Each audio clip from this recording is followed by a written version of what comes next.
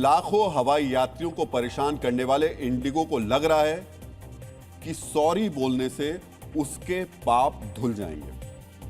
देश की सबसे बड़ी एयरलाइंस, जिसका 2/3 घरेलू बाजार पर कब्जा है, उसे हवाई यात्रियों को परेशान करके अपनी बात उसने मनवा ली।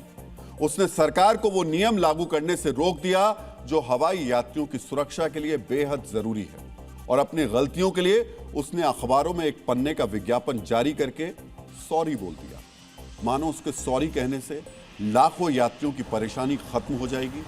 वो जिस लूट का शिकार हो रहे हैं उसका उन्हें मुआवजा मिल जाएगा। सवाल यह भी है कि पिछले 5 दिनों के दौरान लगभग 4 लाख यात्रियों को जिस हालात का सामना करना पड़ा है, उसके लिए क्या इंडिगो पर कोई कार्रवाई होगी?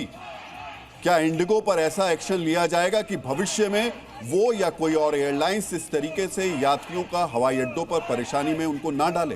पिछले 4 दिनों की तरह आज भी देश भर के हवाई अड्डों पर हजारों की संख्या में यात्री फंसे हुए हैं। अभी तक की जानकारी के मुताबिक आज इंडिगो की लगभग 850 उड़ानें रद्द हो गई। इससे पहले पिछले 4 दिनों के दौरान इंडिगो की 2000 से ज्यादा फ्लाइट्स रद्द हो चुकी हैं। यानी पिछले 5 दिन में इंडिगो की 2800 के करीब फ्लाइट्स रद्द हुई हैं। इसके अलावा रोजाना लगभग 500 फ्लाइट्स देरी से उड़ान भर रही हैं। यानी सरकार की तरफ से नियमों में ढील के बाद भी इंडिगो की उड़ानें पटरी पर नहीं आई। देश भर के एयरपोर्ट्स पर यात्रियों की लंबी कतारें लगी हुई हैं। इंडिगो की बदइंतजामी की वजह से लोग हवाई अड्डों पर त्राहिमाम कर रहे हैं।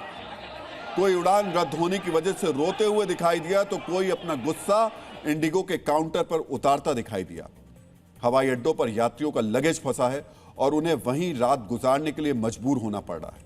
जिन यात्रियों ने फ्लाइट से अपनी मंजिल तक जाने का प्लान बनाया था, वो अब ट्रेन के सहारे हैं। गलती इंडिगो मैनेजमेंट की, लेकिन यात्रियों का गुस्सा मामूली कर्मचारी झेल रहे हैं।